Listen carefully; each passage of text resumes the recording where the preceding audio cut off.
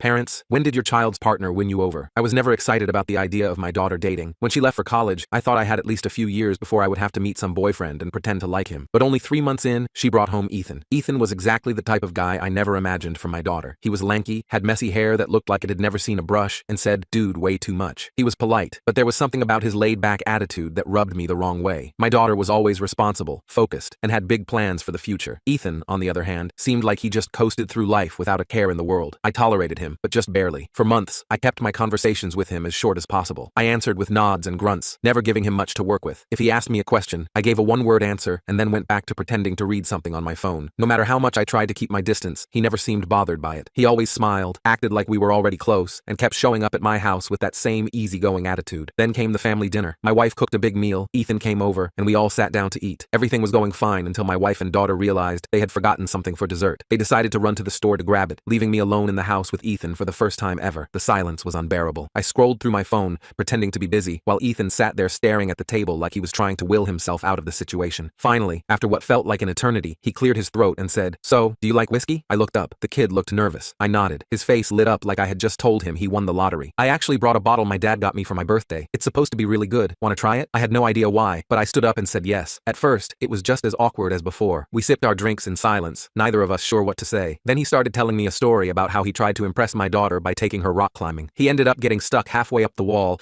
and had to be rescued by an instructor while she stood at the bottom laughing. I laughed too, a real laugh. I told him about the time I entered a chili eating contest to impress my wife when we were dating, only to throw up all over a state senator's shoes. One drink turned into two. Two turned into more than I could count. We started talking about everything: music, movies, embarrassing college stories. I found out Ethan was not as aimless as I thought. He had plans and was working towards starting his own business. He was not just carefree. He just chose not to stress over things he could not control. At some point, we got loud. We were laughing and shouting across the kitchen table. By the time my wife and daughter came back, we were completely drunk, singing along to an old rock song neither of us knew the words to. My wife looked completely unimpressed. My daughter stood in the doorway, staring at us like we had lost our minds. Ethan grinned at my wife and said, "Ma'am, I love your cooking." That was it. I lost it. That night changed everything. I stopped tolerating Ethan and actually started liking him. Now, he is like a second son to me. I still do not know exactly how it happened, but somehow, over a few drinks and a ridiculous conversation, he won me over. And honestly, I am glad he did.